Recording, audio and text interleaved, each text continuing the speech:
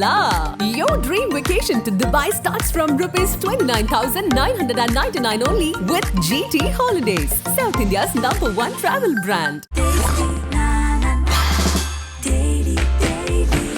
Taste Daily. Taste the Daily.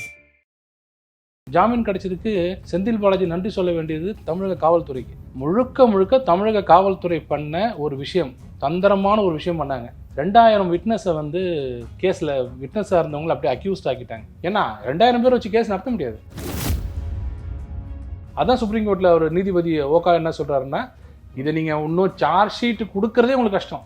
ஏன்னா 2000 பேருக்கு 1000 பக்கம் வச்சா கூட எத்தனை லட்சம் பக்கங்கள், அது 2000 காப்பி எடுக்கணும். 2000 காப்பி அத்தனை பேர் கொடுக்கணும். அப்படின்னா ஒரு 4 லாரி வரணும் அன்றைக்கி. நான் ஜோக்கு சொல்ல, மக்களுக்கு புரியணும் இந்த அரசாங்கம் எவ்வளவு கேலி கூத்தாக்குது இந்த வழக்குன்னு. பட்டாசு வெடித்து கொண்டாடும் நண்பர்களே, இதில் பட்டாசு வெடிக்கிறதுக்கு ஒன்றுமே இல்லை. சுப்ரீம் கோர்ட் என்ன சொல்கிறாங்கன்னா, ஏற்கனவே அவர் இத்தனை நாள் உள்ளே இருந்துட்டாரு, இன்னும் 4 வருஷத்துக்கு இந்த கேஸ் முடியாது. ஒருவேளை 4 வருஷம் உள்ளே இருந்துட்டு க்ளீன் அக்யூட்டலில் வெளில வந்தார்னா அந்த 4 வருஷம் திருப்பி கொடுக்க முடியாது. கான்ஸ்டியூஷனல் கொடுத்துருக்கிற பவர்ஸ் அதிகம், ரைட் டு லிவ் அவர் உள்ளே வச்சிருக்க முடியாது. அதனால் திமுக தோழர்கள் நல்லா பார்க்கணும், அண்டர்லைன் அந்தக்காக தான் வெளில விடுறோமே தவிர இவர் ஒன்றும் செய்யலை, அப்பாவி சீக்கிரம் விட்டுருங்கன்னு எங்கேயுமே சொல்லலை. ரொம்ப பெரிய ஜோக் என்னென்னா, நம்ம தமிழ்நாட்டோட முதல்வர் அவர் அறிக்கையை நீங்கள் பார்த்தோம், ட்வீட் பண்ணியிருந்தாரு. அதாவது மிசாவை விட கொடுமையை அனுபவித்தாரு. இது என்ன பிரச்சனைனா, இந்த 3 கேஸையுமே ஜெயலலிதா அவர்கள் இருக்கும் போதே இதை சொல்லி எடப்பாடி அவர்களுக்கு ஞாபகத்துக்கு கொண்டு வந்து இந்த கேஸில் கம்ப்ளைண்ட் கொடுத்ததே ஸ்டாலின் அவர்கள் தான். செந்தில் பாலாஜி அமைச்சராவதற்கு எதுவும் தடை இருக்கா? சட்ட ரீதியான எந்த தடையும் இல்லை. ஆனால் அமைச்சர் வந்து வாரம் 2 தடவை இடி ஆஃபீஸில் போய் சைன் போட்டு வருவார்ல, அது ரொம்ப தர்ம சங்கடமாக நான் பார்க்குறேன். அது நல்ல ஒரு அரசாங்கத்துக்கு இந்த அரசாங்கம் அதை எப்படி எடுத்துக்கு. இப்போ செந்தில் பாலாஜி கேஸை பொறுத்த வரைக்கும் இப்போ அடுத்த கட்டமாக என்ன மாதிரி விஷயங்கள் நடக்கும்னு எதிர்பார்க்குறீங்க? அவர் அமைச்சர் ஆவார், மீண்டும் அதே மின்துறையே வாங்குவார், மீண்டும் திரும்பி அதே டாஸ்மாக் வாங்குவார், மீண்டும் அதே கரூர் கேங்கு வரும், சும்மா இருக்க மாட்டார். திருப்பி ஏதாவது பிரச்சனை வரும், கண்டிப்பாக இந்த பிரச்சனையில் ஒரு திரும்ப அவர் செந்தில் பாலாஜி இந்த பிரச்சனை பெரிய விஷயமா தான் போகும். ஆதர் நேயர்களுக்கு அன்பு வணக்கம். இன்றைய சிறப்பு நேர்காணலில் நம்முடன் இணைந்திருக்கிறார் பாஜகவின் செய்தி தொடர்பாளர் வழக்கறிஞர் குமரகுரு அவர்கள். வணக்கம் சார். வணக்கம். செந்தில் பாலாஜி அவர்களுடைய அவருக்கு வந்து ஜாமீன் வழங்கப்பட்டிருக்கிறது, அதுக்கான பெரிய பெரிய செலிப்ரேஷன்ஸ் எல்லாமே போயிட்டுருக்கு. முதலமைச்சர் அறிக்கை விட்டுருக்க எல்லாமே பார்க்குறோம். இந்த வழக்கு அப்புறம் அதுக்கு வழங்கப்பட்ட விதம், அதுக்கு போகிறதுக்கு முன்னாடி செந்தில் பாலாஜி அமைச்சராவதற்கு எதுவும் தடை இருக்கா? குறிப்பாக அந்த தீர்ப்புலையும் சரி, இல்லை ஆளுநர் அடுத்து அழைப்பாரா இல்லையா அப்படிங்கிற ஒரு கேள்விகள் இருக்கு. அவர் அமைச்சராக எதுவும் தடை இருக்கா? அதில் அமைச்சராவதற்கு தடை கிடையாது, ஒரு சட்ட ரீதியான எந்த தடையும் இல்லை. ஆனால் அமைச்சர் வந்து வாரம் 2 தடவை இடி ஆஃபீஸில் போய் சைன் போட்டு வருவார்ல, அது ரொம்ப சங்கடமான விஷயமா, தர்ம சங்கடமாக நான் பார்க்குறேன். அது நல்ல ஒரு அரசாங்கத்துக்கு இந்த அரசாங்கம் அதை எப்படி எடுத்துக்க, பெருமையாக கூட எடுத்துக்கலாம். இதே மாதிரி வெடி வெடிச்சிட்டு தானே வந்து கையெழுத்து போட்டுவிட்ட சிங்கமையும் கூட எல்லாரும் பண்ணலாம். இதில் இன்னொரு விஷயம் என்னென்னா, ஷெட்யூல்டு அஃபென்ஸ் யார் விசாரிக்கிறாங்களோ, அதாவது க்ரைம் பிரான்ச் விசாரிக்கிற போலீஸ்கிட்ட கூட மாதத்தில் ஒரு நாள் முதல் சனிக்கிழமை போய் கையெழுத்து போடணுன்றாங்க. இப்போ அதே சைரனோட அதே கொடியோடு போய் சைன் போடுவாரா அப்படிங்கிறது மக்கள் தான் இனிமேல் யோசிக்கணும். அவர் மந்திரி ஆக்குனா அவர் எல்லா இடத்துலையுமே சைன் போடுவார், அதாவது பெயில் கண்டிஷன் சைன் போடுவார். அப்படி போடுறது கரெக்டுன்னு சொன்னால் மக்கள் ஏற்றுக்கிட்டாங்கன்னா ஏற்றுக்கிட்டோம். மற்றபடி இதை வந்து தார்மீகமாக சொல்ல முடியுற, லீகலாக சொல்ல முடியாது. மாரலாக தப்பு, லீகலாக வந்து ஒன்றும் இம்பெடிமெண்ட் இல்லை, அவர் ஆகலாம். இன்றைக்கி ஒரு ஸ்டாலின் அவர்கள் அறிக்கையை பார்த்தா அநேகமாக வெளில வரும்போது அமைச்சராக தான் வருவார்னு நினைக்கிறேன், அந்த அறிவிப்போடு தான். இல்லை, கவர்னர் ஆனால் ஒரு விஷயம் பண்ணார். குறிப்பாக வந்து அவர் வந்து இலாக்கா இல்லாத அமைச்சராக தொடரும் போது ஒரு அறிக்கை வெளியிடப்பட்டது, அவர் நீக்கப்படுவதாக திரும்ப பெறப்பட்டது. அமைச்சர் பொன்முடியோடைய பதவியேற்பும் அந்த மாதிரியான ஒரு டிலே ப்ராசஸ் பண்ணாங்க, அப்புறம் கோர்ட்டுக்கு போய் தான் கொண்டு வந்தாங்க. அந்த மாதிரி ஏதேனும் ஒரு நடவடிக்கை ஆளுநர் எடுக்க வாய்ப்பு இருக்கா இதில்? இல்லை, அதில் என்னென்னா, இலாக்கா இல்லாத அமைச்சராக எத்தனை நாள் தொடர்றார் ஒருத்தர்? கவர்மெண்ட்டோட பணம் உள்ளே இருக்கிறாரு, கேம்ப் ஆஃபீஸில் இருக்கிறாரு, ஹாஸ்பிட்டலில் இருக்கிறாருன்னா கூட அவர் ஏதாவது சைன் பண்ணுறாரு பார்க்குறாருன்னு சொல்லலாம். இன்கார்சரேஷன் சொல்லக்கூடிய உள்ளே இருக்கிறாரு, ஜெயிலுக்குள்ளே இருக்கிறவர் ஒரு அமைச்சராக டிஸ்சார்ஜ் பண்ண முடியாது எந்த டியூட்டியுமே. அதனால் அவர் வந்து வெளியில் அவர் வந்து இருக்கக்கூடாதுன்றது ஒரு தார்மீக அடிப்படை, சட்டப்படி இல்லை.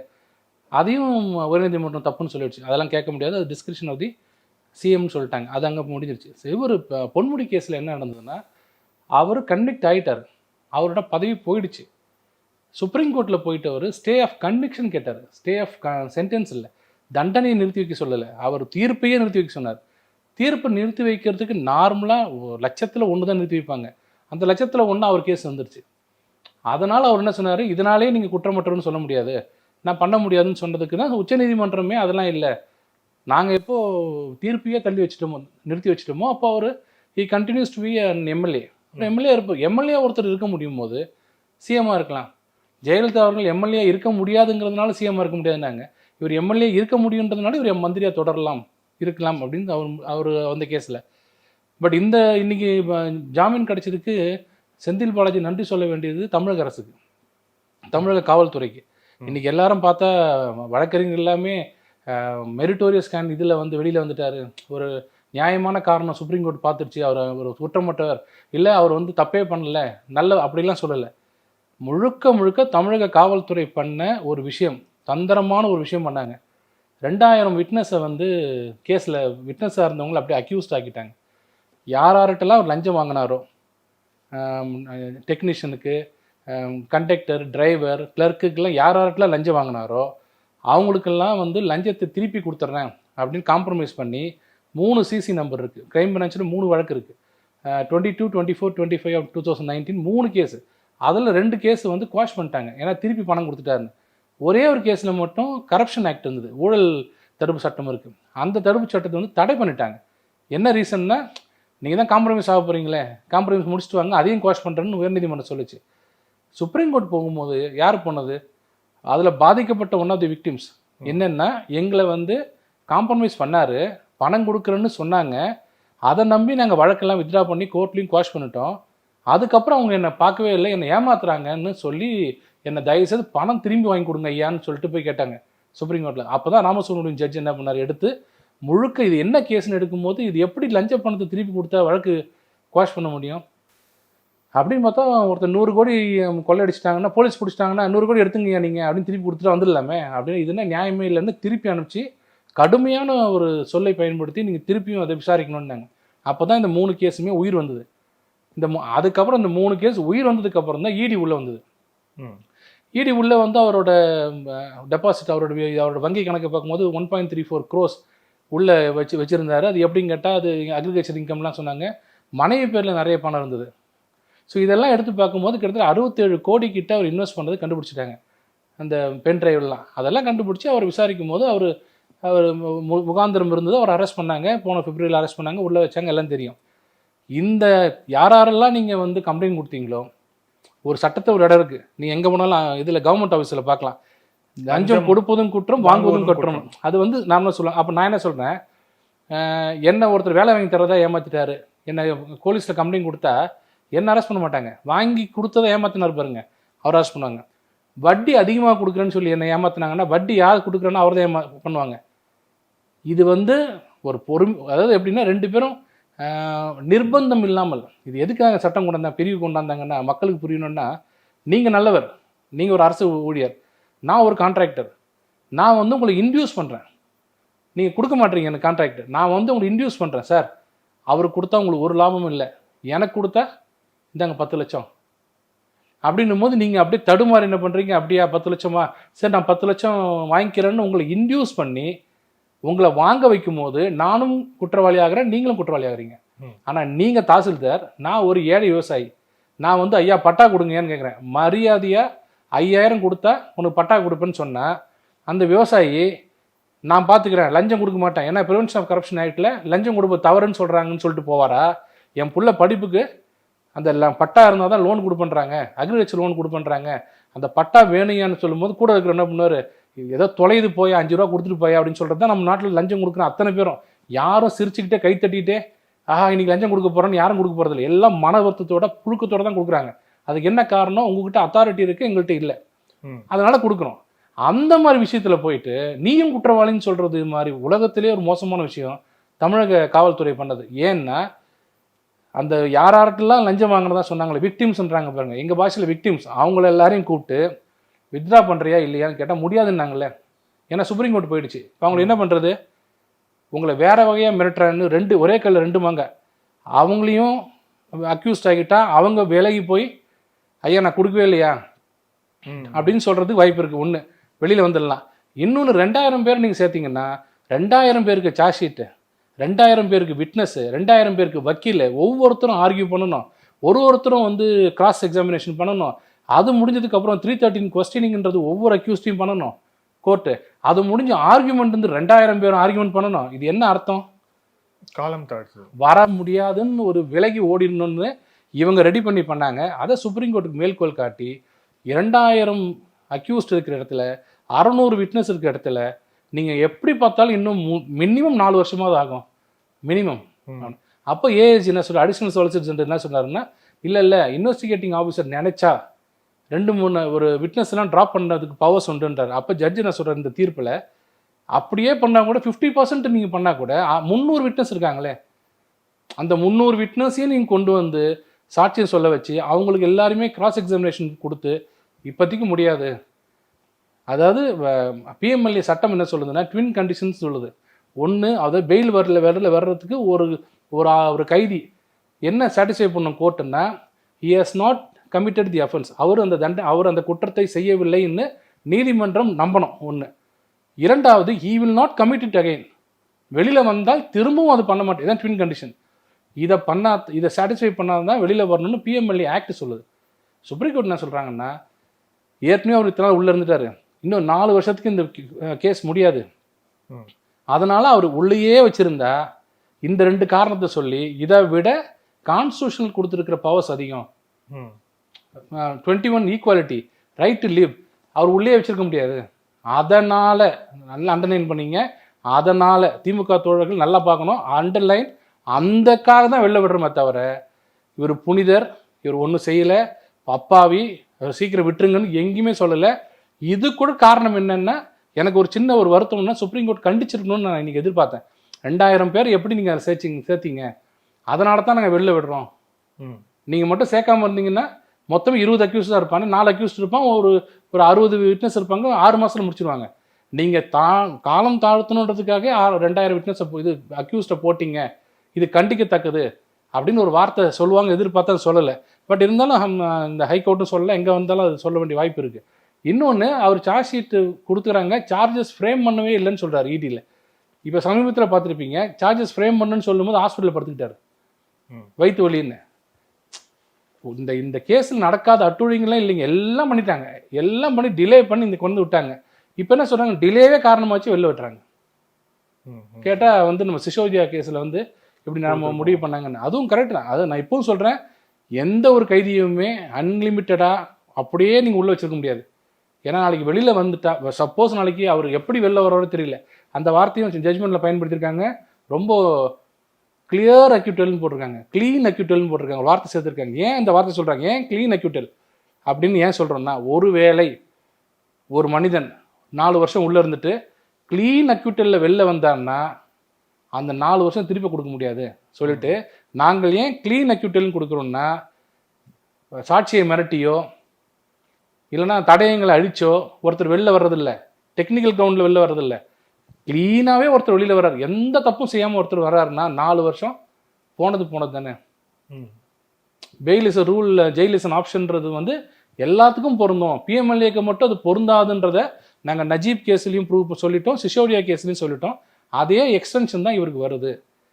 இதெல்லாம் ஏன் சொல்கிறேன்னா, பட்டாசு வெடித்து கொண்டாடும் நண்பர்களே, இதில் பட்டாசு வெடிக்கிறதுக்கு ஒன்றுமே இல்லை, முழுக்க உள்ளே ரொம்ப நாள் வச்சுருக்க முடியாது.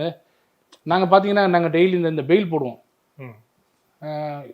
எடுத்தோன்னே கேட்குற முதல் கேள்வி 302 கொலை கேஸ் என்ன அஃபென்ஸ்னு கேட்பார் ஹைகோர்ட்டில். அஃபென்ஸ் அண்டர் செக்ஷன் 302ன்னுவோம், 307ன்னுவோம்.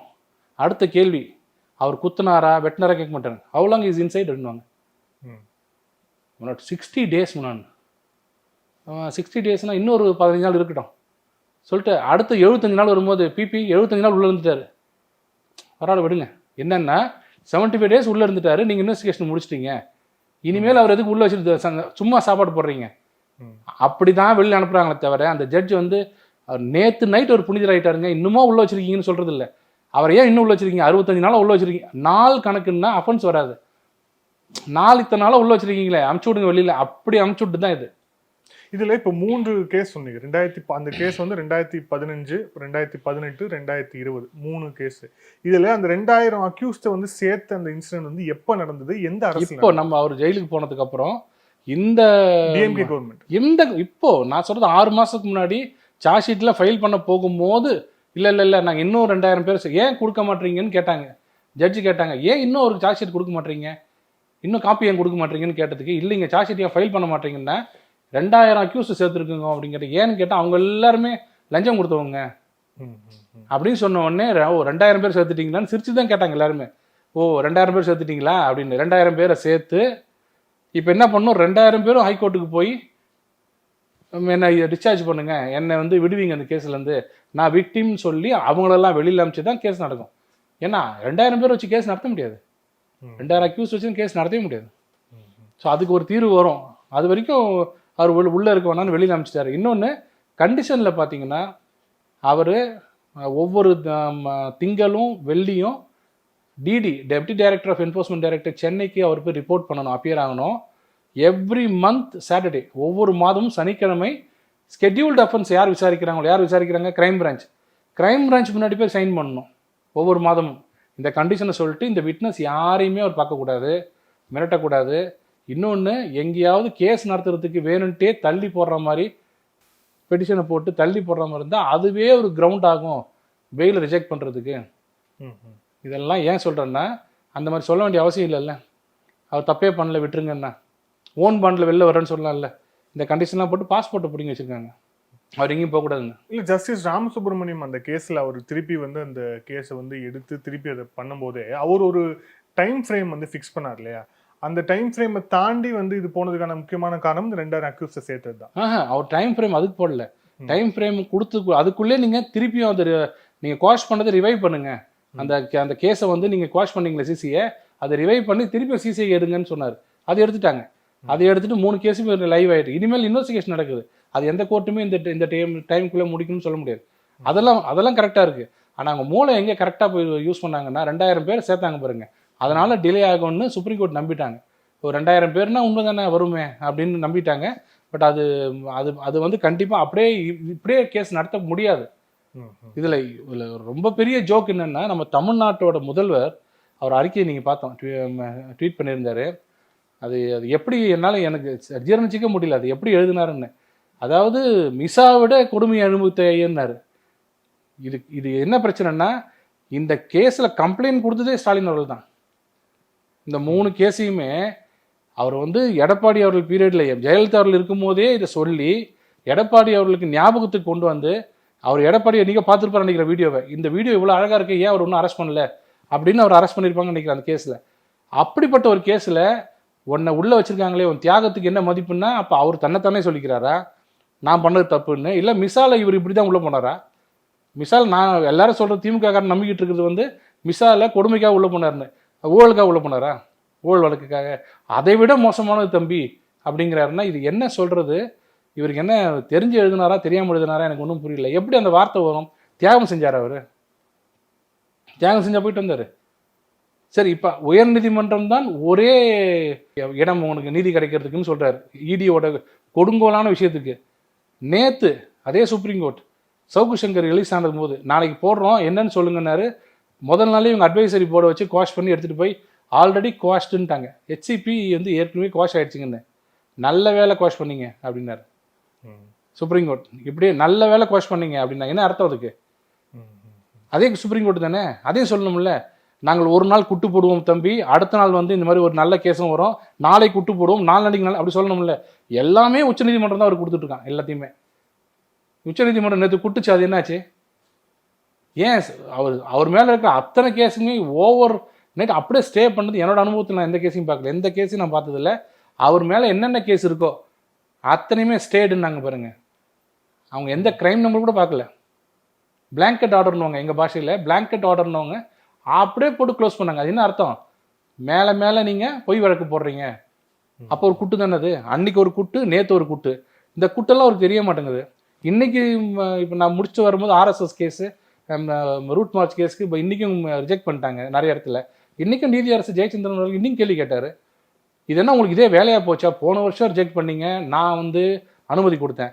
அதுக்கு மேலே சுப்ரீம் கோர்ட் போனீங்க, சுப்ரீம் கோர்ட் கைட்லைன் கொடுத்து குட்டு வச்சு இந்தியா முழுக்க நடக்குது, உனக்கு என்ன தமிழ்நாடு மட்டும் தனியாக அவனுக்கு ஆர்எஸ்எஸ்க்கு ஒழுங்காக வந்து பெர்மிஷன் கொடுங்கன்னு சொல்லி ஜெயச்சந்திரன் அவருக்கு திருப்பி அமைச்சது. நீதியரசர் ஜெயச்சந்திரன் நீட்டாக கண்டிஷன்ஸே போட்டு கொடுத்தாரு. இந்தந்த டைரக்ஷன்ஸ் கொடுத்து இந்த டைரக்ஷனில் நீங்கள் வந்து அனுமதி கொடுக்கணும்னு அந்த டைரக்ஷன்லாம் பின்பற்றி இந்த கொடுத்துருக்கோம். இன்னைக்கு திருப்பி ரிஜெக்ட் பண்ணுறாங்க. இன்னைக்கு அவர் திருப்பி சொல்கிறார், உங்களுக்கு என்ன தான் பிரச்சனை, ஏன் இப்படி பண்ணுறீங்கன்னு.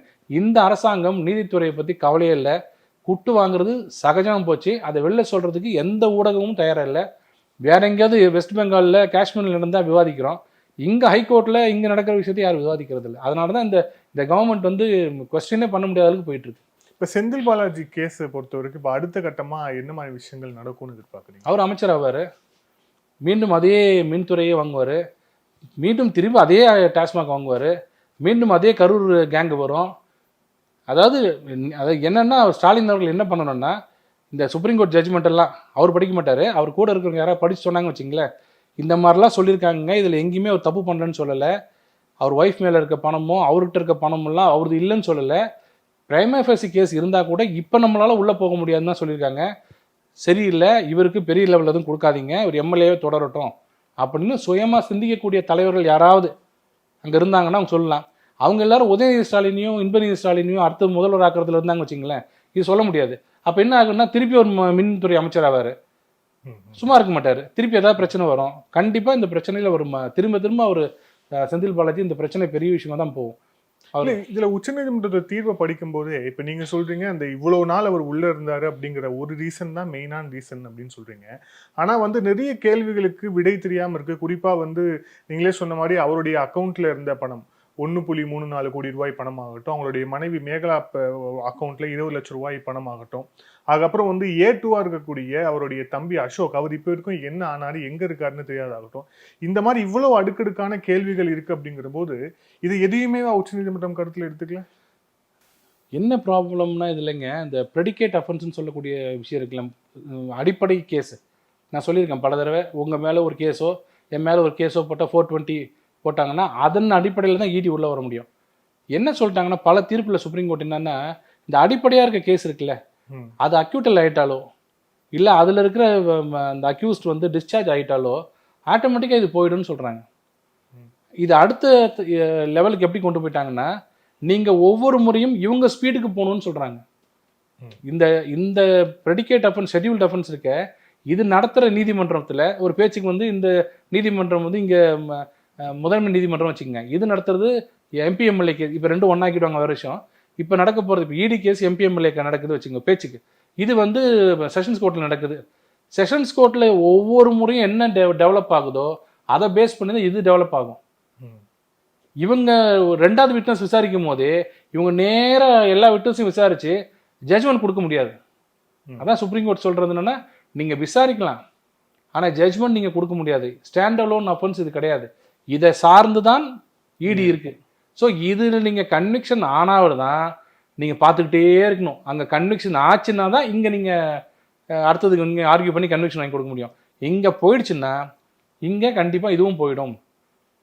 அதுவும் சுப்ரீம் கோர்ட்டில் இப்போ நிலுவையில் இருக்குது, ஸ்டாண்ட் அலோன் கேஸாக அறிவிக்கணும். ஏன்னா இங்கே 4 அக்யூஸ் இங்கே 4 அக்யூஸ் இருக்காங்க, இதில் 2 காமனாக இருக்கிறவங்க 2 பேர், இதில் 2 பேர் வேறு, இதில் 2 பேர் வேறு, 4 பேர் விடுவிச்சிட்டாலே இது அப்படியே போயிடும் சொல்ல முடியாது. இங்கே வேற 2 பேர் இருக்காங்க, அந்த 2 பேர் மேலே கண்டினியூ பண்ணணும் அப்படின்னு இப்போ ஒரு சர்ச்சை நடந்துட்டு இருக்கு சுப்ரீம் கோர்ட்லேயும். அது இன்னும் கிளியரான ஒரு இது வரல, இதுக்காக விட்டுற முடியுமா அப்படின்னு. ஆனால் இன்ன வரைக்கும் இது போச்சுன்னா இது போயிடுச்சு. அதான் சுப்ரீம் கோர்ட்டில் ஒரு நீதிபதி ஓகா என்ன சொல்கிறாருன்னா, இதை வந்து நீங்கள் நடத்துறதே நீங்கள் கஷ்டமாக இருக்குது, இதை நீங்கள் இன்னும் சார்ஜ் ஷீட்டு கொடுக்கறதே உங்களுக்கு கஷ்டம். ஏன்னா 2000 பேருக்கு 1000 பக்கம் வச்சா கூட எத்தனை லட்சம் பக்கங்கள், அதை நீங்கள் கொடுக்கறதுக்கே உங்களுக்கு டைம் ஆகும். இல்லை ஏற்கனவே 3000 பக்கம் சார்ஜ் ஷீட் போட்டிருக்கிறாங்க இந்த வழக்கில், இது போட்டிருக்காங்க. அது 2000 காப்பி எடுக்கணும்.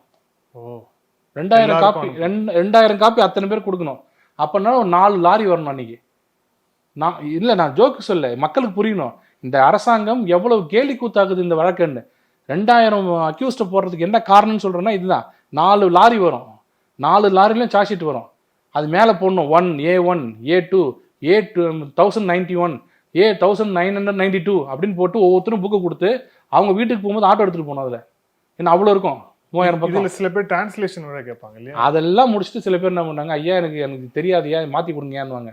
அதை கேட்பாங்க. அதில் என்ன பண்ணுவாங்க, 30 நாளுக்குள்ளே இப்போ இது போடணுன்னாங்க, டிஸ்சார்ஜ் பெட்டிஷன் போடணுங்க. அது 2000 பேர் ஒன்றா போட மாட்டாங்க, 10 பேர் போடுவாங்க டிஸ்சார்ஜ், மற்றதெல்லாம் பெண்டிங் இருக்கும். இந்த 5 பேர் 10 பேர் வந்து டிஸ்சார்ஜ் டிஸ்மிஸ்னுவாங்க, ஹைகோர்ட் போவாங்க. ஹைகோர்ட் டிஸ்மிஸ் வந்தோடனே அடுத்த 10 பேர் போவாங்க. அதுதான் அது புரிஞ்சுக்கிட்டு தான் என்ன பண்ணாங்க, இது இப்படி போனால் உண்மையான நீதி கிடைக்காது, இந்த விஷயத்தில் கோர்ட்டு தலையிட்டு இந்த 2000 பேர் எப்படி சேர்த்தீங்க, உண்மையான குற்றவாளிகளை மட்டும் சேருங்க, விக்டிம்ஸ்லாம் நீங்கள் வந்து விட்னஸாக விசாரிங்க அப்படின்னு இதில் கோர்ட்டு தலையிட்டால் ஒழிய இது இப்போதைக்கு நடக்காது. இதுல ஜாமீன் தருவதற்கு ஒரு முக்கியமான காரணமா இவங்க வெளியே வந்து சாட்சிகளை கலைக்கக்கூடும்னு ஒரு முக்கியமான வாதத்தை வந்து அரசு தரப்பு எப்பவுமே வைக்கப்படும், இங்கேயும் வைக்கப்படுது. அப்படி இருக்கும்போது இந்த முக்கியமான வழக்குகளை விசாரிப்பது மாநில அரசு. இவர் வந்து மாநில அரசுல எம்எல்ஏவாக இருக்கிறார். கைது செய்யப்பட்ட பிறகும் விசாரணை கைதியாக இருந்தும் இலாக்கா இல்லாத அமைச்சராக தொடர்ந்தார். அப்ப இவருக்கு ஒரு இன்ஃப்ளூயன்ஸ் இருக்கு, இவருடைய ஏ2 வந்து கண்டே பிடிக்க முடியலங்கிறத கூட கருத்தில் எடுத்துக்க முடியலையா உச்ச நீதிமன்றத்தால? இல்ல அதான் இடியில வந்து ஏ2 சேர்க்கவே இல்லை, A1 மட்டும்தான், இவர் மட்டும்தான் ஒரே அக்யூஸ்ட். அதனால அதை மட்டும்தான் அவங்க பார்ப்பாங்களே தவிர உள்ள நடக்கிறதுல அவங்க பார்க்க மாட்டாங்க. இந்த பிஎம்எல்ஏ கேஸ், இடி கேஸில் என்ன பெரிய விஷயம்னா, எப்பவுமே இந்த கேஸை பார்க்க மாட்டாங்க, இந்த ப்ரெடிகேட் அஃபென்ஸையே பார்த்துட்டு இருப்பாங்க. அது என்ன நடக்குதுன்னு பார்ப்பாங்க. அதில் இருக்கிற குறைகளை வந்து தீக்கணும். அதில் வந்து ஏஏஜி கூட சொல்லியிருக்காரு, சாட்சியை கலைப்பார், ஏன்னா இன்ஃப்ளூயன்ஷியல் மினிஸ்டர் வெளியில் வந்தாலே கண்டிப்பாக கலைப்பாருன்னு சொல்லியிருக்காங்க, கலைக்கக்கூடாதுன்னு சொல்லியிருக்காங்க. அது அப்படியே அது எனக்கு தெரிஞ்சு கலைக்கவே வேண்டாம். ஏன்னா அவங்களே வந்து அக்யூஸ்ட் ஆனதுக்கப்புறம் எந்த ஆளுமே வந்து நான் தாங்க கொடுத்தேன் அப்படின்னு சொல்கிறதுக்கு வாய்ப்பு இல்லை எனக்கு தெரிஞ்சு. அப்போ அதுலேயே அவங்க பாதி இதுவாகிடும். விட்னஸ் எல்லாம் இவர் மந்திரி ஆனார்னா மிரட்டினார்னா விட்னஸும் சொல்ல மாட்டாங்க நிறைய பேர். அதனால் வந்து இந்த கேஸ் நடக்கிறதுன்றது கொஞ்சம் மக்கள் தான் தண்டனை கொடுக்கணும், ஒரு வழி இல்லை. ஏன்னா இந்த கேஸ் இப்போ போகிற போக்க பார்த்தா சுப்ரீம் கோர்ட் சொன்னது கரெக்டு, அவ்வளோ சீக்கிரம் அந்த கேஸ் முடியாது. இப்போ இடி வந்து இந்த வழக்கில் இப்போ குறிப்பாக நீங்களே சொன்ன மாதிரி இந்த 2000 அக்யூஸ்ட் அப்படின்னு சேர்த்துருக்காங்க அப்படிங்கிறத அந்த விஷயத்தை சேலஞ்ச் பண்ணி இப்போ இடி அடுத்த கட்டமாக இது நகருமா? இடி வந்து எப்பவுமே ப்ரெடிகேட் அஃபென்ஸ் நடக்கிறது கேட்க முடியாது, அதை வச்சு தான் அது கேட்க முடியாது. அது யாருன்னா அதில் இன்வெஸ்டிகேட்டிங் ஆஃபீஸர் யாருன்னா லோக்கலில் இருக்கிற கிரைம் பிரான்ச் எஸ்பி டிஎஸ்பி அவங்க தான் அதில் இன்வெஸ்டிகேட்டிங் ஆஃபீஸர். இவங்க அதில் கேட்க முடியாது. இவங்க அதை கேட்கலான்னு சொல்லிட்டிங்கன்னா இந்தியா முழுக்க பெரிய ப்ராப்ளம் ஆகிடும். அப்போ என்ன சொல்லுவாங்கன்னா, நீங்கள் இன்ஃப்ளூயன்ஸ் பண்ணி தான் இந்த ப்ரெடிகேட் அஃபென்ஸில் நீங்கள் தண்டனை வாங்கி கொடுக்குறீங்க, ஏன்னா இங்கே தண்டனை வாங்கினா தான் உங்கள் கேஸ் நிற்கும் அப்படின்னு நீங்கள் இங்கே இன்ஃப்ளூயன்ஸ் பண்ணுவீங்க அப்படின்னு கோர்ட்டு அது விடாது. அது வந்து கோர்ட்டு வந்து நடைமுறையில் அது சாத்தியமே இல்லை, அது பண்ண முடியாது. இதில் என்ன பண்ணணும்னு சொன்னால் அந்த விக்டிம்ஸை கோர்ட்டுக்கு போகணும். அந்த குற்றம் சாட்டப்பட்டிருக்காங்க பாருங்க உள்ள 2000 பேர், அந்த 2000 பேர் போகாதது எனக்கு ஆச்சரியமா இருக்கு. அவங்க போய் எங்களையே சேர்த்துங்கன்னு அவங்க சொல்லணும், எங்க மேல எப்படிங்க, நான் தாங்க முதல்ல நான் கம்ப்ளைண்ட்டாக இருந்தேன், இந்த கவர்மெண்ட் நல்ல கவர்மெண்ட்டாக இருந்தால் முதலே நான் அக்யூஸாக சேர்த்துக்கணும். நான் கம்ப்ளைண்ட்டாக தான் இருந்தேன், என்னை கூப்பிட்டு காம்ப்ரமைஸ் பண்ணி என்னை பணம்லாம் கொடுத்து அமுச்சிட்டாங்க குவாஷ் பண்ணிவிட்டு. நான் சுப்ரீம் கோர்ட் போகிறேன், அப்போது நான் கம்ப்ளைண்ட்டாக இருக்கிறேன், இங்கே வரேன், இங்கே வந்து நான் தாங்க உங்களை போய் பார்த்தீங்களா, அங்கேருந்து உங்களை கூப்பிட்டு வந்துட்டேன் பார்த்தீங்களா அப்படின்னு சவால் விடும்போது உன்னை நான் எப்படி ஆக்கிரம் பண்றேன் அக்யூஸ்டன்னு அப்படி ஆக்குறாங்க. அப்போ நான் இது தப்பான்னு கேட்டால் கண்டிப்பாக எந்த கோர்ட்டுமே அது நியாயம் ஏற்றுக்கும். அவங்க ஏன் இன்னும் போகாமல் இருக்காங்கன்றது அது ஒரு சந்தேகமாக இருக்குது. அப்போ நான் சொல்கிறது உங்களுக்கு கரெக்டாக வருதா? அப்போ அவங்க வந்து பயப்படுறாங்க அப்படிங்கிறது இவர் இன்ஃப்ளூயன்ஷியலான ஆளுன்றது நல்லா தெரியுது. இல்லை, ஆனால் அவங்களே வந்து 1 லட்ச ரூபா 4 லட்ச ரூபான்னு கொடுத்து வேலைக்காக வந்து சேர்ந்தவங்க, அவங்களால எப்படி கோர்ட்டுக்கலாம்? அது இன்டெரக்டாக இனிமேல் என்ன சொல்கிறாங்கன்னா, யாராவது பட்டா கிட்டா யாராவது பணம் கொடுத்தீங்கன்னா கம்ப்ளைண்ட் கொடுப்பீங்க, அந்த தாசில்தார் மேலே கம்ப்ளைண்ட் கொடுத்தா நீயும் உள்ளே போவேன்னு சொன்னால் இதை வந்து மக்கள் பல பேர், வழக்கறிஞர்களே பல பேர் தப்பாக புரிஞ்சுருக்காங்க. லஞ்சம் கொடுப்பதும் தவறு, வாங்குவதும் தவறுனா அது அர்த்தம் அப்படி இல்லை, அது இல்லை. இன்ஃப்ளூயன்ஸ் பண்ணக்கூடாது உங்களை, நான் ஒரு கவர்மெண்ட் அத்தாரிட்டி, எங்கிட்ட அத்தாரிட்டி இருக்குது, எனக்கு பணத்தை குடுறா அப்படின்னு கேட்டால் அப்போ நீங்கள் கொடுத்தா தப்பு இல்லை. அது அப்போ நீங்கள் கொடுத்தா வந்து நீங்கள் விக்டிம் கிடையாது, நீங்கள் இது கிடையாது, அக்யூஸ் கிடையாது, விக்டிம். அதுக்காக எல்லாருமே வந்து உங்களுக்கு போய் போலீஸில் போயிட்டு லஞ்ச ஒழிப்புத்துறையை கூப்பிட்டு வந்துட்டு பவுடர், ஃபினாத்திலின் பவுடர் போட்டு வாட்டர்லாம் வச்சு அதெல்லாம் பண்ண முடியாது. எல்லாரும் அது தைரியம் வராது. அதுக்கு தான் சட்டத்தில் என்ன சொல்கிறாங்கன்னா, நீங்கள்லாம் கம்ப்ளைண்ட் கொடுக்கலாம்னு பரவாயில்ல, நீங்கள்லாம் வந்து விக்டிம்ஸ் தான். யார் அதை பண்ணுவாங்கன்னா, அந்த கான்ட்ராக்ட் கொடுக்குறாங்க பாருங்க, கான்ட்ராக்ட் கொடுக்குறதுக்கு பெரிய லெவலில் கொடுக்குறாங்க பாருங்க, அப்போ தான் 2 பேருமே அக்யூஸ்டாக எடுக்க முடியும். ஒன்று கண்டுபிடிச்சாங்கன்னா, நான் சொல்கிறது கம்ப்ளைண்ட் கொடுக்காம, இவங்க கம்ப்ளைண்ட் கொடுத்தாங்க, கம்ப்ளைண்ட்டே கொடுக்கக்கூடாது. நான் சொல்கிறது எங்கே குற்றம் வருதுன்னா, போலீஸே உள்ள வந்து லஞ்ச ஒழிப்புத்துறையே ஒரு விஷயத்தை வந்து விசாரிக்குது. அப்போ பார்த்தீங்கன்னா ஒரு கான்ட்ராக்டில் ஊழல் நடந்திருக்கு. அப்போ அந்த கான்ட்ராக்ட் இவனை கூப்பிட்டு வந்து வாங்கின மந்திரி யாராவது கூப்பிட்டு மிரட்டி கேட்கும்போது கான்ட்ராக்டர் கூட கேட்கும்போது கான்ட்ராக்டர் ஆமாம் சார் நான் தான் லஞ்சம் கொடுத்தேன், ஏன்னா அவர் என்னை வந்து லஞ்சம் கொடுத்தா தான் 20% கொடுத்தா தான் என்ன வாங்க இந்த இடத்த கொடுப்பேன்னு சொன்னாருன்னா அங்கே 2 பேருமே அக்யூஸ்ட். இவர் அபெட்மெண்ட், யாரு கான்ட்ராக்டர் வந்து அபெட்மெண்ட்டில் வருவார், அபெட் பண்ணுறாரு, இன்டியூஸ் பண்ணுறாரு வாங்குங்க அப்படின்னு. மந்திரி வாங்கிட்டாரு. ஸோ 2 பேரும் அக்யூஸ்ட். இந்த கான்ட்ராக்டர் வந்து கம்ப்ளைண்ட் கொடுக்குறாரு உங்ககிட்ட, சார் நான் என்னை மிரட்டினார், என்னை கூப்பிட்டு 20% கொடுன்னு, நானும் கொடுத்துட்டேன், இப்போ கேட்டால் 25 கேட்குறாரு சார் அப்படின்னு கேட்டால் நீங்கள் வரமாட்டீங்க. ஏன்னா உங்களை மிரட்டுறாரு. இது கான்ட்ராக்டர் கூட வந்து தவறான உதாரணமாக இருக்கு. ஏன்னா அதில் நீங்கள் செய்ய வேண்டிய உங்களுக்கு இது இல்லை. You are not duty bound to obey the order. Contractor போய் மந்திரிகிட்ட போய் நீங்கள் வந்து எனக்கு கான்ட்ராக்ட் செஞ்சு ஆகணும் தலையெழுத்து இல்லை. ஆனால் நான் ஒரு பட்டா வேணும்னா, எலக்ட்ரிசிட்டி கனெக்ஷன் வேணும்னா எனக்கு அவர் தான் எனக்கு கொடுக்கணும். எனக்கு அவர் தான் எனக்கு வேலை வேணும். எனக்கு நான் லீகலி நான் வந்து எலிஜிபிள் பர்சன். நான் வந்து இது எழுதி எக்ஸாம் எழுதி நான் பாஸ் பண்ணி என்னோட பேர் வந்துருச்சு லிஸ்ட்டில். நான் போய் கேட்குறேன், நீ எனக்கு பணம் கொடுத்தா தான் உனக்கு வேலை, இல்லைன்னா உனக்கு கம்மியாக வாங்குறான் பாருங்க மார்க்கு, அவனுக்கு கொடுப்பேன். எப்படி கொடுப்பேன்னா, இன்டர்வியூவில் அவன் சூப்பராக பண்ணான், நீ இன்டர்வியூவில் சரியாக பண்ணலை அப்படின்னு சொல்லி உன்னை அழிச்சிட்டு அவனுக்கு கொடுப்பேன்னு இவர் மிரட்டுறாங்க. மிரட்டும் போது பலி ஆகிறவங்க விக்டிம். அவங்க வந்து பணம் கொடுக்கறது இல்லை. கான்ட்ராக்டர் வந்து யார் வேணாலும் செய்யலாம் அந்த வேலையை. அவர் வந்து அபெட் பண்ணுறாரு, நீங்கள் எப்படியாவது எனக்கு பார்த்து எனக்கு கொடுங்க சார், மற்றவங்களுக்கு கொடுக்காதீங்க, எனக்கு கொடுங்க, நான் உங்களுக்கு 35% கொடுக்குறேன், 40% கொடுக்குறேன்னு சொல்கிறாரு பாருங்க, அவர் அக்யூஸ்ட் அவர். ஸோ இப்போ இந்த 2000 பேருமே விக்டிம் தான். விக்டிம்ஸ். அவங்க என்ன சொல்கிறது, அவங்க விக்டிம்ஸ்ன்றதுனால தான் அவங்களுக்கு கேஸை நீங்கள் குவாஷ் பண்ணீங்க ஹைகோர்ட்டில். நாங்கள் தினம் பார்க்குறோம் ஏகப்பட்ட கேஸு. மாமா மச்சாவங்களே அடிச்சுப்பாங்க, 2 பேரும் பணம் கொடுப்பாங்க, திருப்பி கொடுத்துப்பாங்க, எங்கள் விடுங்க ஏதோ பணம் கொடுத்துட்டாரு 2 பேரும் காம்ப்ரமைஸ் ஆகிடுச்சின்னு போகன்றாங்களே, அது வேறு. கரப்ஷன் ஆக்ட் ஏன் வருதுன்னா அவர் பப்ளிக் அத்தாரிட்டி. ஸோ அவர் பணம் வச்சுக்கிட்டு என்னை ஏமாற்றிட்டாரு, கண்டக்டர் போஸ்ட் 2 லட்சம் வாங்கி கொடுக்கலன்னும் போது நான் கொடுத்துட்றேங்கன்னு சொன்னது யார்? இவங்க தரப்பு. அப்பவே லஞ்சம் தானே அது. இதில் இன்னும் சில ஊடகங்களில் இன்னைக்கு நைட்டு விவாதிக்கப்பட்ட தலைப்பாக மாறி இருக்கிறது நீதி வென்றது. குறிப்பாக வந்து ஈடியோடைய அந்த பவர்ஸை வந்து உச்சநீதிமன்றம் பறித்து விட்டது. இனிமே வந்து ஈடியோடைய ஆட்டம் செல்லாது. கெஜ்ரிவால் தொடங்கி மனிஷ் சிசோடியா தொடங்கி கவிதா தொடங்கி எல்லாருமே பாருங்க, எல்லாமே வந்து வெளியே வந்துட்டு இருக்கிறாங்க. இனிமே ஈடியால பழைய மாதிரி அவங்களுடைய அந்த அதிகாரத்தை வந்து பாய்ச்ச முடியாது அப்படிங்கிற நோக்கி விவாதத்தை கொண்டு போறாங்க. இல்லை உங்களுடைய பார்வை என்னவா இருக்கு? அப்போ நான் இப்போ திரும்பி கேட்குறேன், தமிழக காவல்துறை வந்து தோற்று விட்டது. தொடர்ந்து மர்டர் கேஸில் அக்யூஸ்டாக போகிறவங்க எல்லாம் ஜெயிலேருந்து வெளில வராங்க, பெயிலில் வராங்க, கோர்ட் பெயிலில் விட்டுட்டே இருக்கு.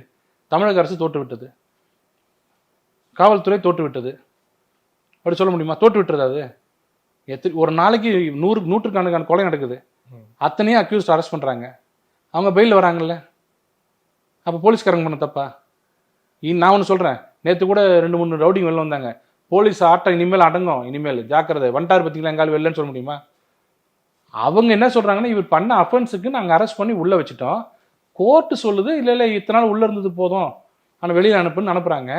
நாங்கள் இன்வெஸ்டிகேட் பண்ணிட்டு இருக்கோம், ட்ரையல் நடத்த போகிறோம், கன்விக்ஷன் ஆனால் உள்ளே போக போகிறாரு, அக்யூட்டானா வெளில வர போகிறாரு. இதுதானே கோர்ட்டோட நிலைமை, போலீஸோட நிலைமை. ஆனால் 470 நாள் யார் உள்ள வச்சிருந்தது? இவங்க சொல்கிறாங்களே அமலாக்கத்துறையே கிடக்குன்றாங்களே, இந்த 470 நாள்ன்றது யார் முடிவு பண்ணது? நீங்களா, நானா, அமலாக்கத்துறையா, இல்லை நம்ம ஏட்டா? நீதிமன்றம். அப்புறம் இதே சுப்ரீம் கோர்ட்டையே முதல்ல ரிஜெக்ட் பண்ணுச்சு. முதல்ல இங்கேருந்து sessions, high court, supreme court. Supreme court reject பண்ணி திருப்பி வந்து செஷன்ஸ் கோர்ட்டு, ஹைகோர்ட்டு, திருப்பி செஷன்ஸு, திருப்பி ஹைகோர்ட்டு, திருப்பி சுப்ரீம் கோர்ட்டு, இப்படி சுற்றி வந்தீங்களே. இத்தனை ஜட்ஜஸ்மா வந்து உங்களை சும்மா வச்சுருந்தாங்க. ஸ்டாலின் அவர்கள் தைரியமாக சொல்லுங்க, 470 நாள் உள்ள வைத்த நீதிமன்றமே அப்படின்னு சொல்லுங்க, நீதிமன்றத்தை அறிக்கை விட சொல்லுங்க. அது ஈடி நேற்று ஒரு மோகன் ஒருத்தர் டைரக்டர் அரெஸ்ட் பண்ணி கூப்பிட்டு போகிறாங்க. மேஜிஸ்ட்ரேட் என்ன சொன்னார்? ரிமாண்டுக்கெலாம் இதில் ஒன்றும் இல்லை, நீ ஜாமீனில் வெளில போங்கன்னு சொன்னாரா இல்லையா? அதையும் வெளில வர மாட்டேங்குது. நக்கீரன் கோபாலுக்கு மட்டும் ரிமாண்டை ரெஃப்யூஸ் பண்ணால் கைத்தட்டி இந்து ராம் போய் கைத்தட்டுறாரு. அங்கே நீதித்துறை நல்லா இருக்கு, மோகன் விஷயத்தில் நீதித்துறை மோசமாக இருந்துச்சு. நேற்று வரை சுப்ரீம் கோர்ட் வந்து தொலைச்சிருவேன், நீங்களா ரத்து பண்ணிட்டீங்கன்னு சொல்லும் போது சுப்ரீம் கோர்ட் சரியில்லை. இன்னைக்கு சுப்ரீம் கோர்ட் நீதி வென்றது. ஏதாவது ஒன்று முடிவு பண்ணி ஸ்டாலின் அவர்கள் ஒன்று பண்ணணும். நாங்கள் உயர்நீதிமன்றம் நம்ப மாட்டோம், செஷன்ஸ் ஓரளவுக்கு நம்புவோம், மேஜிஸ்ட்ரேட் முடியாது, உச்சநீதிமன்றம் தான் சொன்னால் உச்சநீதிமன்றம் சொல்கிற எல்லாத்தையும் கேட்கணும். அப்போ ஒரு பொது மன்னிப்பு கேட்கணும், மன்னிச்சிருங்க சவுக்கு சங்கர் விஷயத்தில் சுப்ரீம் கோர்ட் சொன்னதை நான் ஏற்றுக்கிறேன், அனைத்தையுமே ரத்து பண்ண சொன்னாங்களே, அப்போ என்னோட நிர்வாகத்தில் காவல்துறை சரியாக இயங்கலன்றது மன்னிப்பு கேட்கணும்ல, அதை எடுத்துக்கிட்டா அங்கே கேட்க மாட்டார். இன்னைக்கு வந்து தியாகத்துக்கு மரியாதைங்கிறாரு. தமிழக மக்கள் புரிஞ்சுக்கணும், ஸ்டாலின் அவர்கள் எவ்வளோ மோசமாக போயிட்டு இருக்காருன்னு. பேரறிவானில் கட்டி பிடிக்கிறாரு, அஃபென்ஸ் பண்ணிட்டு வந்தவரை வெரி குட் அப்படின்னு எப்போ வெளில வந்தீங்க அப்படின்னு கேட்குறாரு. இவரை தியாகிங்கிறாரு. அதை திமுகவோட இதுவே டிஎன்ஏல எப்படின்னா, நீங்கள் அக்விட்டல் ஆகிறது கூட முக்கியம் இல்லை, பெயிலில் வந்தாலே கொண்டாடுவாங்க. கனிமொழி ஞாபகம் இருக்குன்னு நினைக்கிறேன். கனிமொழி வெளியில் வரும்போது தாரை தப்பட்டை பேண்டு வாதியெல்லாம் வச்சு, அப்போ எதிர்கட்சி தலைவர் அந்த இவர் கருணாநிதி அவர்கள் வந்து இதில் போயிட்டு இருந்தார், வீல் சேரில். அப்போ போய் அங்கே இருந்தார். அல்லோகலப்பட்டுச்சு, எங்கள் அந்த ஏர்போர்ட்டே அல்லோகலப்பட்டுச்சு. எதுக்குன்னு கேட்டால் பெயில். அப்புறம் கொஞ்ச நாள் பொறுத்து ராஜா வந்தார், அப்போ யாரும் வரல வச்சுங்க, அது வேறு விஷயம். அது கூட கனிமொழி அவர்களுக்கு தான் அந்த மரியாதை. அப்போ வந்தது வந்து அவ்வளவு விமர்சனையாக கொண்டாடுறது, எல்லாரும் விமர்சிச்சாங்க. எங்க அவர் பெயிலில் தாங்க வராங்க, அக்யூட்டல் மாதிரி பண்ணுறீங்களே அப்படின்னு சொல்கிறாங்க. இப்போ அதே தொடருது. இன்னைக்கு கரூரெல்லாம் பட்டாசு. அது எனக்கு உண்மை, அது பார்த்ததுல எனக்கு ஒன்றும் புரியல. இது என்ன அர்த்தம்? நீதித்துறை என்ன சொல்லிச்சு? அவர் அக்யூட்டல் பண்ணிச்சா? இந்த இந்த இந்த இந்த இவரை ஏன் இத்தனை நாள் உள்ள வச்சிருந்தீங்க பாவம்னு சொன்னாங்களா? அதெல்லாம் ஒன்றுமே சொல்லலையே. இனிமேலும் உள்ள வைக்க முடியாதுன்னாங்க. அப்போ என்ன அர்த்தம்? இத்தனை நாள் வச்சது கரெக்டு தானே அர்த்தம்? இதுக்கு மேலேயும் இவர் வைக்க முடியாது, ஏன்னா இவருக்கு எத்தனை நாள் வச்சிருக்கிறது அப்படின்னு தான். வைகோ ஒரு இதில் பண்ணாங்க தெரியுங்களா, ஞாபகம் மறந்துருப்பீங்க. வைகோ ஒரு விஷயத்தில் போய் நான் என்ன உள்ளே வைங்கன்னாரு. போலீஸ்லேருந்து எல்லாரும் தயவுசெய்து வெளில போங்கன்னாங்க, உங்களை உள்ளே வச்சிருக்க முடியாதுன்னு. அவர் ரிமாண்டில் கத்துனாரு. 2வது ரிமாண்டும் ஒன்றும் நான் மீண்டும் உள்ளே போகிறேன்னாரு. அப்போ இவர் ஜட்ஜி சொன்னார், அவங்களே வேணான்றாங்க, நீங்கள் போங்க, வண்டி நீங்கள் இறங்கி போங்க அப்படின்னாரு. அப்படி வெளில என்னங்க என்ன வெளில அமிச்சிட்டீங்க அப்படின்னு சொல்லிட்டு அவரே வருத்தப்பட்டு வெளில போனார். அப்படி அமிச்சது இது. இனிமேலும் உள்ள வைக்க வேண்டிய அவசியம் ஒன்றும் இல்லை, நீ இருந்துட்டு வெளில போங்க அப்படி சொல்றதுக்கும், சரி இவர் ஏன் இத்தனை நாள் உள்ள வச்சிருந்தீங்க? எப்படி உயர்நீதிமன்றம் ஜாமீனை மறுத்தது எங்க இருக்கா? அந்த 25 பக்கத்தில் எங்கேயாவது ஒரு இடத்துலயாவது. ஸோ உயர்நீதிமன்றமும் அங்கே இருக்க செஷன்ஸ் கோர்ட்டும் எப்படி இவருக்கு இத்தனை நாளாக நீங்கள் ஜாமீன் மறுத்தீங்க அப்படி எங்க சொல்லியிருக்கா? அப்படி சொன்னா தானே இது வெற்றி. சொல்லவே இல்லையே. அவங்க சொல்றதெல்லாம் இத்தனை நாள் வச்சிருந்தது போதும், இனிமேல் உள்ள வச்சிருக்காதீங்க, வேஸ்ட், அனுப்பிச்சிருங்க வெளியில அப்படின்னு சொன்னா. அனுப்பிச்சிருங்க, அப்படியே வெளில அனுப்பல. பாஸ்போர்ட்டை போடுங்க, 2 நாள் கரெக்டாக அங்கே போய் நிற்கணும், நீ எங்கே இருந்தாலும் ஒரு நாள் இங்கிட்ட போய் நிற்கணும், யாரையும் நீ பார்க்கக்கூடாது. இந்த கண்டிஷனில் இருக்கு. இது நார்மலாக வெளியில் விட்ட ஒரு ஜாமீன். இது எனக்கும் தெரியும், உங்களுக்கும் தெரியும், 2 வாரத்துக்கு முன்னாடி தெரியும் விட்டுருவாங்கன்னு. சிசோடியா விடும்போதே விடுவாங்கன்னு தெரியும். இதில் ஒன்றும் இல்லை, அவர் இன்னும் உள்ளே இருக்குன்னு நாங்களும் சொல்லலையே. இந்த மாதிரி வேலைகள்லாம் பண்ணாதீங்கன்னு சொல்லி தமிழக அரசுக்கு சொல்கிறோம். இந்த மாதிரி 2000 பேர் சேர்க்கறது இப்படிலாம் பண்ணி எய்ட் பண்ணாதீங்க, இந்த மாதிரி குற்றவாளிகளை தப்பிக்கிறதுக்கு வழிவகுக்காதீங்கன்னு சொல்கிறோம். இதில் இந்த மூல வழக்குகள் இன்னுமே வந்து கிட்டத்தட்ட வந்து அது மாநில அரசுடைய கட்டுப்பாட்டில் தான் இருக்குது. கிட்டத்தட்ட 1.5 வருஷம் வந்து இந்த கவர்மெண்ட் தான் வந்து இருக்க போகுது அப்படின்னு இருக்கும்போது, இப்போ அதில் வந்து இவங்க வந்து ப்ரோக்ரஸே காமிக்கல அப்படிங்கிறத ஒரு சார்ஜாவோ இல்லை அவங்க காமிக்கலைங்கிற பட்சத்தில் அதை வந்து ஈடியால் சேலஞ்ச் பண்ண முடியுமா உச்சநீதிமன்றத்தில்? எங்கேயும் பண்ண முடியாது. அவங்க அந்த கேஸையும் ஸ்லோவாக போகிறாங்கன்னு கேட்க முடியாது. ஏன்னா அந்த கேஸை வச்சு தான் நான் உள்ளே வந்தேன், அதனால் அந்த கேஸ் ஏன் ஸ்லோவாக போகுதுன்னு கேட்க முடியாது. ஸ்லோவாக போகிறதுக்கு ரீசன் எல்லாருக்கும் தெரியும். அதான் சொன்னேன், 2000 பேர் சேர்த்தா ஸ்லோவாக தான் போகும்.